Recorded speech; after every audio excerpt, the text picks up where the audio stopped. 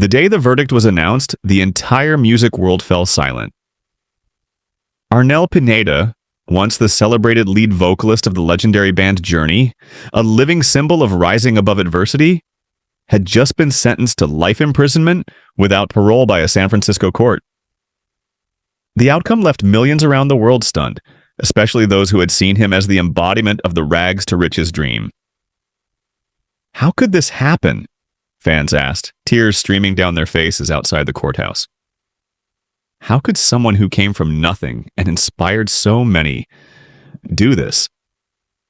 From the streets of Manila to the grandest stages in the world, Arnel's story had long been an endless source of inspiration, spread through documentaries, emotional interviews, and soul-stirring performances that made crowds erupt in thunderous applause night after night. But now, everything had collapsed in a single moment. No longer the underdog hero, he had become the center of a grave criminal case, with numerous testimonies, damning evidence, and victims coming forward with eerily similar stories that painted a disturbing pattern. How could an inspirational icon transform into a cautionary tale? And more importantly, what does this reveal about the truth behind the glamour we are so eager to believe in? At the height of his fame, Arnel Pineda was not just the lead singer of Journey. He was a living symbol. No interview went by without mention of his rags to riches journey. No concert lacked fans holding their phones high to capture every note. To the Filipino community, he was a national pride. To the world, he was proof that one could rise from the bottom of society with determination. The album Revelation continued to receive praise, and every tour that followed sold out. Music magazines called him the new breath of Journey. Filmmakers described him as a storyline Hollywood wouldn't dare to write because it's too perfect. But it was from that very moment that the flawless image began to quietly crack. In September 2022, a former backstage crew member of Journey unexpectedly filed a civil lawsuit at the San Francisco court. In the suit, the individual accused Pineda of verbal harassment and threats during the 2019 tour. Initially, the lawsuit didn't attract much attention. The public assumed it was a personal conflict. Even the band Journey issued a statement supporting Pineda and called for a comprehensive, transparent investigation. But just a few weeks later, everything began to change. As the lawsuit became public, more people who had worked with the band, joined the tours, or were female fans who had backstage encounters, started coming forward. They shared stories eerily similar. Being selectively brought into special backstage areas, having private interactions with Pineda, manipulative words and behaviors they believed crossed the line between admiration and exploitation. Prosecutor Rebecca Williams received the lawsuit and immediately called for an expanded investigation. We began with a single allegation, but the deeper we dug, the more we saw a clear and recurring pattern of behavior, she said, her voice grave. The accusations were no longer merely verbal. They became chilling testimonies of emotional manipulation, exploitation of fame, and systematic abusive behavior. What made it even more serious were the claims tied to the Philippines, where Pineda was regarded as a near-national hero. Some women, then still teenagers, shared how they were invited backstage under the pretense of meeting the band, only to face unclear interactions, be separated from the group, and receive promises of life-changing opportunities. One individual, referred to as Jane Doe Number 3, said through tears, "He told me I reminded him of himself, full of dreams and with nothing to my name. He said he could help me, just like someone once helped him." At the same time, former security and backstage staff confirmed that a selection mechanism for female fans did exist during tours. "We called it the backstage list," a former security officer testified, his eyes fixed on the floor. Certain people were specifically told, "This one gets a private meeting." At first, we thought it was a celebrity privilege. Looking back now, it gives me chills. The repetition of details, from internal codes to promises to the method of approaching female fans, painted a picture of a calculated strategy of manipulation. What was once seen as celebrity privilege now stood as evidence of a system built on exploiting trust and admiration, especially from the young, the vulnerable, and those from humble beginnings, just like Arnel once was. A painful question was raised. Had the very image of overcoming hardship become a tool of exploitation? Had Pineda's inspirational story been used as a pass to make others believe he was harmless? International media quickly got involved. Major outlets like Rolling Stone, The Guardian, and CNN began independent investigations. They uncovered more matching testimonies with details impossible to know unless the witnesses had truly experienced them. The media storm engulfed Journey. The band began to withdraw public support. Tours were canceled. Media partners cut ties.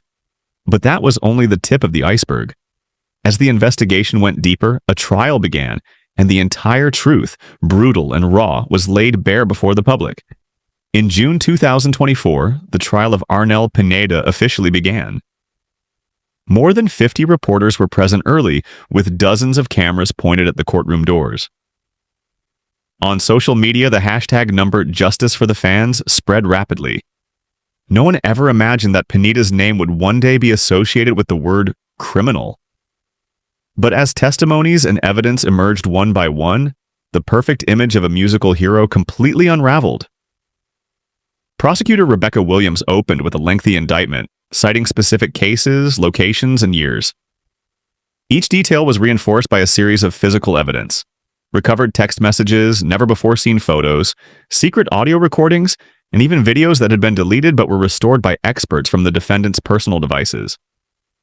Most notable were diary entries from Pineda's laptop, where he was believed to have recorded his fan meetings using a private coding system. Within those notes, FBI experts confirmed there were descriptions of locations, physical traits, personal emotions, and even strategies to convince the victims to remain silent. This is not a celebrity's casual journal, testified FBI analyst Thomas Wilson, pointing to the evidence screen. This is a playbook. It shows calculation, emotional control, and a repeated behavioral pattern. One of the most shocking pieces of evidence was a text exchange between Pineda and a logistics team member, discussing how to take Jane Doe 3 out the back gate and to handle backstage like before. The texts were matched with location data, surveillance images, and diary notes, revealing a complete alignment. The prosecution also presented financial records showing several suspicious payments routed through intermediaries to conceal their origin. Some of these support funds coincided with the timing and identities of victims. Former Journey financial manager Robertson testified that he had processed these payments but was never given a clear explanation. "We thought they were gifts, support fees, or thank you gestures for people helping the band," Chen said, visibly shaken. "None of us believed it was part of covering up wrongdoing. Looking back, I can't deny the unintended role I played." One by one, witnesses took the stand. Some were former staff. Others were female fans who had attended backstage meet and greets. Many broke down in tears, hesitant but firm. One woman said, her voice breaking, "I once believed he was the only person who understood what it felt like to be discarded, to be overlooked. I didn't think that very person would use that understanding to hurt me." The courtroom fell silent as Jonathan Cain, Journey's longtime keyboardist, stood and spoke. He said with pain, "We've seen the undeniable evidence. I cannot believe my bandmate could do this, but I can't deny the truth." Neil Schoen, the man who discovered Pineda and changed his life, also came forward, brief and bitter. He simply said, "I brought Arnel into this world, and now I carry a lifelong sense of responsibility." Even Steve Perry, the legendary former vocalist of Journey, broke his silence with a statement read in court. "My heart is shattered, not only for the victims but for the music we once used to heal, which now stands as a symbol of pain." Immediately after the verdict, the band Journey released an official statement ending all association with Arnel Pineda. They also announced the establishment of a victim support fund, sourced from royalties of the recordings featuring Pineda. Though this was a necessary move, it could not salvage the image of a band now tied to the worst scandal in its history. While remaining members of the band expressed their commitment to continue with a new vocalist, many in the industry believed the shadow of the trial loomed too large for Journey to fully reclaim its reputation. The fan community was no longer the same. On social media, posts echoed with sadness, betrayal, and regret. Pineda once proved that even the poor could shine, one fan wrote. Knowing he used that very story to manipulate and harm others, doesn't just make me disappointed. It makes me feel foolish for ever believing in something good.